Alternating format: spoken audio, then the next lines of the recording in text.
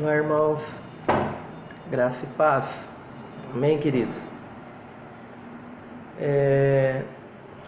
Esses dias eu estava meditando, diante de tudo isso que nós temos enfrentado, veio a mim uma preocupação, muito grande, de como está a nossa mente, como estão os nossos pensamentos diante da situação que temos enfrentado. A quantidade de informações que nós estamos recebendo em nossas casas, nos nossos celulares, é gigantesca, enorme. E estando em nossas casas, devido ao isolamento social, nós estamos totalmente à mercê, dessas informações. E isso me trouxe uma certa preocupação, quanto ao que estava dominando, as nossas mentes, dominando os nossos pensamentos. E de imediato eu fui ao texto de Filipenses, no capítulo 4, versículo 8 e versículo 9, onde o apóstolo Paulo nos mostra ali como santificar os nossos pensamentos. Então, diante dessa pandemia, diante dessa multidão de informações, nós cristãos temos que buscar então a santificar os nossos pensamentos. Eu queria ler esse texto com vocês, Filipenses capítulo 4, versículo 8, versículo 9. Vai ser uma meditação um pouco mais longa do que o normal, mas eu peço paciência aos irmãos. Eu creio que será de grande bênção a nossas vidas. Então Filipenses diz assim: quanto ao mais, irmãos, tudo que é verdadeiro, tudo que é honesto, tudo que é justo, tudo que é puro, tudo que é amável, tudo que é de boa fama, se há alguma virtude, se há algum louvor, nisso pensais. O que aprendestes, recebestes e ouvistes e vistes em mim, tudo isso praticai, e o Deus de paz estará convosco. Esse é o texto base da nossa meditação. E de início, eu também já queria ler Hebreus capítulo 4, no versículo 13. É uma orientação, e uma exortação às nossas vidas. E não há criatura alguma encoberta diante dele. Antes, todas as coisas estão cobertas e expostas aos olhos daquele a quem deveremos prestar conta. Então, irmãos, mesmo diante de uma situação de calamidade pública, uma situação de saúde pública, nós temos que buscar ter as nossas mentes e os nossos pensamentos santos. Temos que santificar os nossos pensamentos. A gente não vai poder usar como justificativa, não, mas era a pandemia, era a calamidade pública, como desculpa para os casos em que desviamos a nossa mente para coisas erradas, coisas que desagradam a Deus. Então aqui segue um alerta para nossas vidas, de que Deus ele conhece os nossos pensamentos. Ele sabe o que passa na mente de cada um de nós. Não há como a gente esconder nada de Deus. E Davi, ele tinha um grande entendimento disso. Quando ele pecou, ele orou o seguinte: sonda-me, ó Deus, e conhece o meu coração. Prova-me e conheces os meus pensamentos. Vê se há em mim algum caminho mau e guia-me pelo caminho eterno. Então Davi, ele deixa bem claro que Deus conhecia seus pensamentos. Ele reconhece essa soberania de Deus. Ele reconhece, né, que Deus tinha acesso, né, aos seus pensamentos. Como ele sabia também que qualquer mudança real em sua vida deveria começar exatamente nos seus pensamentos, exatamente na sua mente, né? Jesus, no Sermão do Monte, ele fala, né, que o assassinato ele tem origem no ódio e o adultério tem origem na lascívia, né? E nós aprendemos então que a prática de um ato pecaminoso ele tem início antes mesmo, né, de praticarmos esse pecado, né? Ele começa na nossa mente. O ódio é algo gerado em nosso pensamento, a lascívia é algo, né, que começa já, né, em nossos pensamentos. Então o pecado, na verdade, é a prática de algo que já está na nossa mente, que já começou a ser criada nos nossos próprios pensamentos, né? Os profetas também no passado, né, eles insistiam, diziam assim, está lá em Isaías capítulo 55, versículo 7. O ímpio deve deixar o seu caminho e o homem mau os seus pensamentos. Volte-se para o Senhor, que se compadecerá dele. Volte-se para o nosso Deus, porque é rico em perdoar, né? Então os profetas também reconheciam a importância, né, de termos pensamentos limpos, pensamentos santos, né? E até mesmo os reis e os líderes, pessoas ocupadas, né, era dado essa importância, essa prioridade, né, ao pensamento. Então Deuteronômio capítulo 17, do versículo 18 ao versículo 20, diz assim: quando se assentar sobre o trono do seu reino, fará para si uma cópia desta lei, tirada do exemplar que está com os sacerdotes, levitas, e escreverá num livro. Ele o terá consigo e o lerá todos os dias da sua vida, para que aprenda a temer ao Senhor seu Deus, e a guardar todas as palavras desta lei, e estes estatutos para os cumprir, para que seu coração não se encha de vaidade em relação a seus irmãos, e não se afaste do mandamento, nem para a direita, nem para a esquerda, a fim de que prolongue os dias do seu reinado e do reinado de seus filhos em Israel. Então, irmão, sem sombra de dúvida, o melhor remédio contra o pecado é a gente passar grande parte do nosso tempo meditando nas Escrituras, né? É o que falou aqui em Deuteronômio, né? Guardar as palavras desta lei e esses estatutos, né? Para que seu coração não se encha de vaidade, ou seja, para que o coração desses reis não se torne algo vaidoso, né? No lugar disso deveria estar a palavra de Deus. Então, ter a palavra de Deus em nossa mente e no nosso coração é um grande remédio, né, contra o pecado. Então, passar grande parte do tempo meditando nas Escrituras, né, é uma das formas da gente evitar com que entre aí lixo, né, em nossas mentes, entre lixo, né, em nossos pensamentos, né? Jesus, ele orou lá no Evangelho de João, capítulo 17, versículo 17, ele diz assim, né? Santifica-os na verdade, a tua palavra é a verdade. Então, se nós queremos realmente viver uma vida sem pecado, se queremos viver uma vida de santidade, o Evangelho tem que dominar a nossa mente. A palavra do Senhor, a lei de Deus, tem que dominar os nossos pensamentos.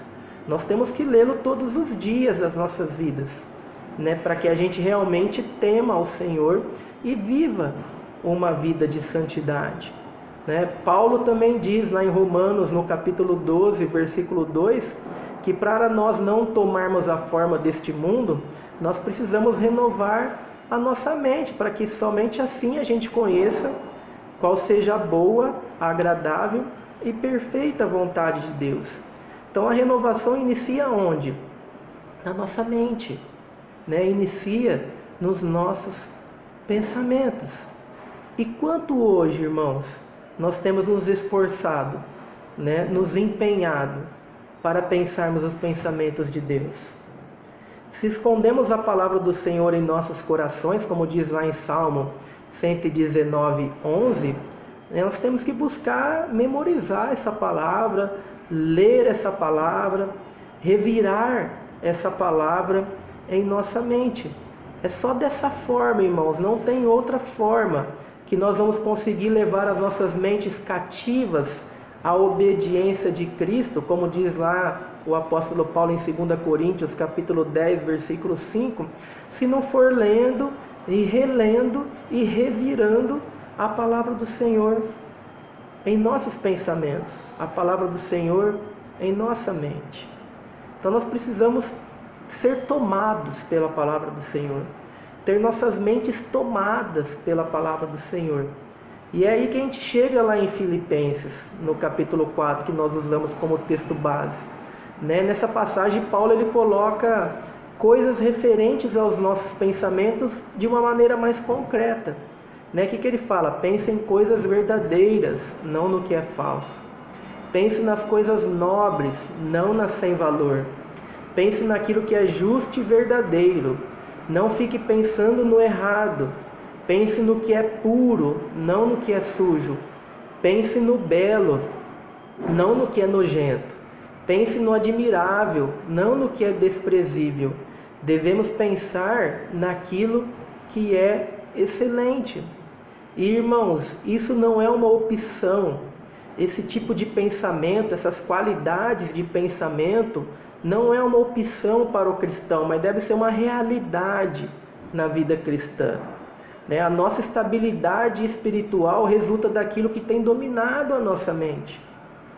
Se nós temos sido dominados por essas qualidades que o apóstolo Paulo colocou aqui em Filipenses 4, nós com certeza teremos uma vida espiritual estável, equilibrada, que busca a santidade, que busca as santificações.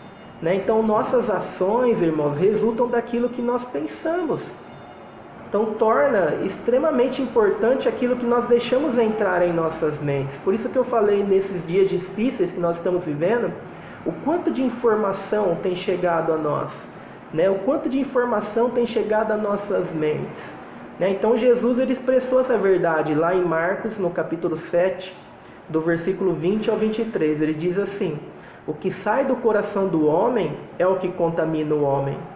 Agora, o que tem enchido, irmãos, os nossos corações? Por que será que uma pessoa que se diz cristã ainda vive dominada pelo pecado? Com certeza, irmãos, essa pessoa ainda está com o seu coração e com a sua mente impregnada por coisas carnais.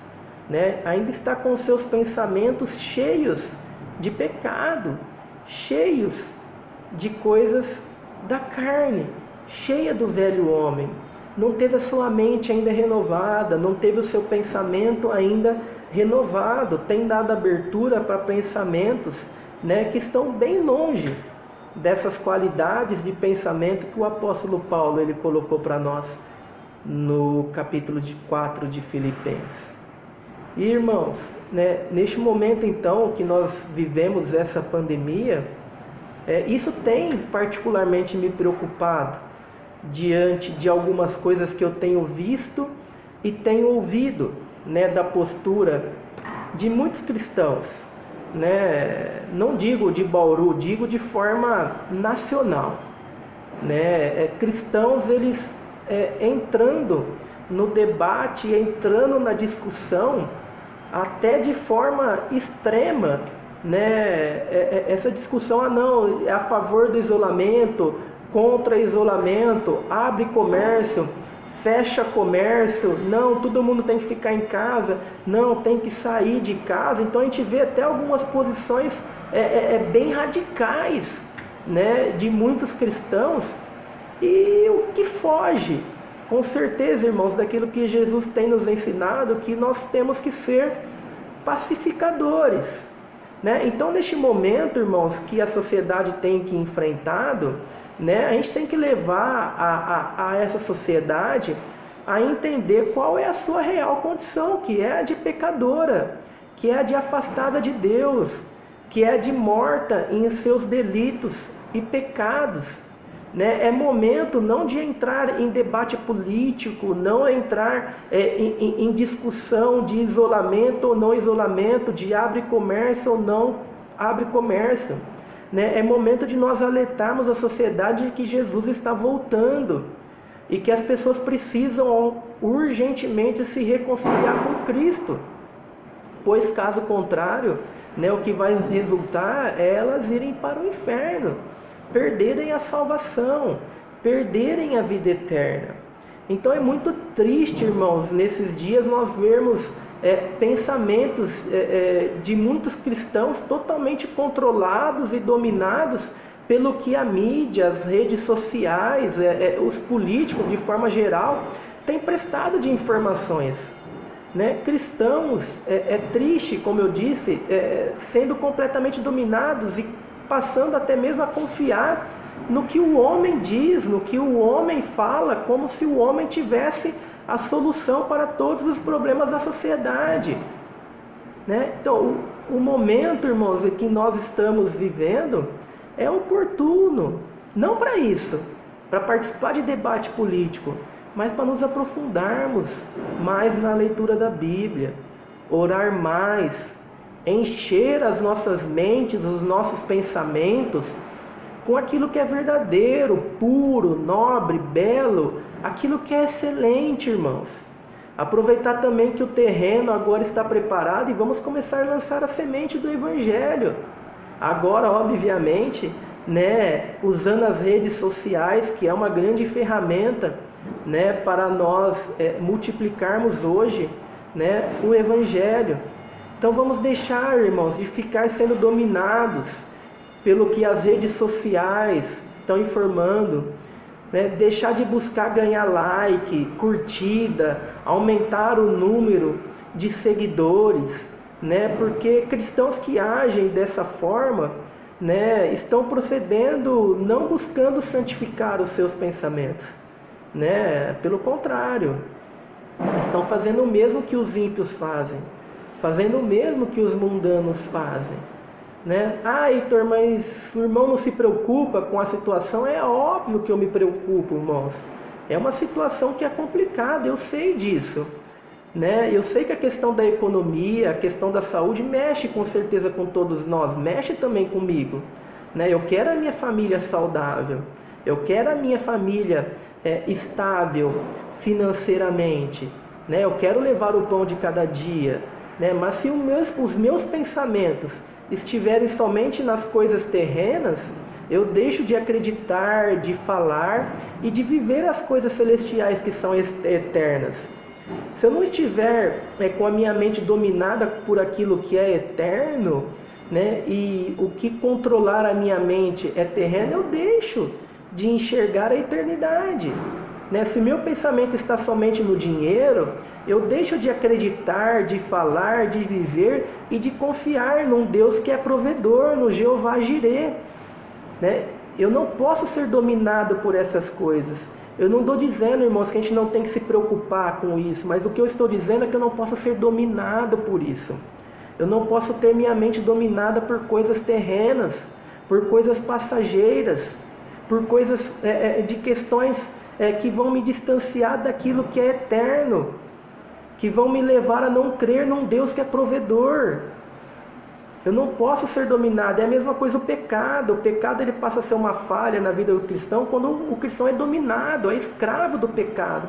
Então tem muitos cristãos hoje que estão sendo escravos, tendo suas mentes e os seus pensamentos escravizados pelo que o homem informa, pelo que a mídia informa, pelo que a rede social informa. Se nós pensamos e esperamos em Cristo somente nessa vida, né, diz lá em 1 Coríntios capítulo 15, versículo 19, nós somos os mais dignos de compaixão ou miseráveis, né, entre os homens. Lá em Tiago, capítulo 4, versículo 13 ao 15, diz assim: agora prestai atenção, vós que dizeis, hoje ou amanhã iremos a tal cidade, lá passaremos um ano, negociaremos e teremos lucro. No entanto, não sabeis o que acontecerá no dia de amanhã. O que é a vossa vida? Sois como uma névoa que aparece por pouco tempo e logo se dissipa. Em vez disso, devias dizer: se o Senhor quiser, viveremos e faremos isto ou aquilo. Se nossos pensamentos forem diferentes disso, eu deixo de acreditar, de falar, viver e confiar num Deus que é soberano e que tem o controle sobre todas as coisas. Irmãos, a decisão é de Deus. Nós estamos aqui de passagem, né? Então, se Deus quiser, as coisas vão melhorar. Se não for da vontade de Deus, irmãos, essa crise vai continuar, né? As coisas vão continuar se complicando. Então, a verdade nua e crua é que o desespero, tanto daqueles que se preocupam com a questão econômica, quanto aqueles que se preocupam com a sua saúde, é resultado da esquecida natureza da humanidade, que é vulnerável, fraca, frágil, limitada e mortal. Então a gente se esquece do que Jesus disse lá em João 15,6: sem mim nada podemos fazer. Irmãos, esse vírus logo vai passar, mas outros problemas com certeza virão. Se nossas vidas estiverem alicerçadas sobre os desígnios desse mundo, as tempestades virão, os problemas virão e tudo vai cair, tudo vai ruir. Agora, se estivermos alicerçados na rocha que é Cristo, os problemas também virão, não deixarão de existir, mas a casa vai ficar de pé, porque quem sustenta é o Senhor, o guarda de Israel que nunca dorme, como diz lá Salmo 121 e também o Salmo 127. E infelizmente, irmãos, muitos cristãos nesse dia de crise não têm se portado de modo digno do Evangelho de Cristo. Por isso que o irmão Oswaldo, ele, no devocional dele, ele fala muito bem claro isso, e é uma verdade, né? Essa pandemia veio para peneirar a igreja cristã, né? E nesse momento de dificuldade, irmãos, é que nós veremos realmente quem são aqueles que estão firmes no Senhor, quem são aqueles que realmente viverão o Evangelho, né? Vai ser triste, mas é uma realidade, né? A igreja está sendo peneirada, tá? Então, Provérbios, irmãos, para a gente finalizar, 16:33 diz assim: a sorte se lança no colo, mas do Senhor procede toda a decisão. Então, os dados sobre economia, sobre quantas pessoas serão infectadas, quantas morrerão, foram levantados, isso está tudo calculado, já está tudo na mesa. Mas a decisão final, irmãos, é do Senhor. É o Senhor que no final é quem vai decidir o que será da igreja, o que será da humanidade diante dessa pandemia. E nós, cristãos, devemos então pensar e viver como diz o apóstolo Paulo em Romanos 14:8: pois se vivemos, para o Senhor vivemos, se morremos, para o Senhor morremos, de modo que quer vivamos, quer morramos, somos do Senhor. Amém, queridos? Então que nesses dias, né, procure santificar os seus pensamentos. Não se deixe dominar, não se deixe escravizar pelas informações que estão rodando aí na mídia, nas redes sociais. Creia em Deus, irmãos. Creia no Deus que é provedor. Creia no Deus que é soberano. Descanse nesse Deus, irmãos. Descanse no Senhor, né? Ele não vai te deixar passar necessidade. Ele não vai te deixar órfão, Ele não vai te abandonar diante dessa situação complicada que pode ser que você esteja vivendo. Mas, irmãos, não deixe aquilo que é eterno pelas coisas passageiras. Santifique seus pensamentos. Amém, queridos? Vamos orar? Senhor, nosso Deus e nosso Pai, nós te agradecemos, ó Deus, pela Tua palavra. Tua palavra que é viva, Tua palavra que é eficaz, que é verdade, Tua palavra que nos aconselha e nos ensina. Adiante, ó Deus, das dificuldades, ó Pai, nós descansarmos no Senhor, nós cremos no Senhor. Ó Espírito Santo de Deus, que o Senhor nos ajude neste momento de crise que temos vivenciado, a mantermos as nossas mentes e os nossos pensamentos santos, para que, ó Deus, possamos continuar a crer, ó Pai, que apesar das tempestades, apesar das turbulências, a nossa casa que está alicerçada sobre a rocha permanecerá de pé. Que o Senhor irá suprir todas as nossas necessidades e nos abençoará, ó Pai, a cada dia. Ajuda-nos, ó Deus, na nossa fé. Acrescente fé, ó Pai, no coração daquele que, ó Pai, está duvidando, naquele que está ansioso, angustiado, ó Pai. Que o Senhor possa, ó Deus, neste momento levar consolo e ajudar, ó Deus, o Teu Espírito Santo, ó Pai, a fortalecer, ó Pai, essa vida, para que ele possa crer, ó Pai, num Deus que nunca falhou e num Deus que não falhará também nesses dias, ó Pai. É o que nós te pedimos, te agradecemos, em nome de Jesus. Amém. Irmãos, Deus abençoe, em nome de Jesus.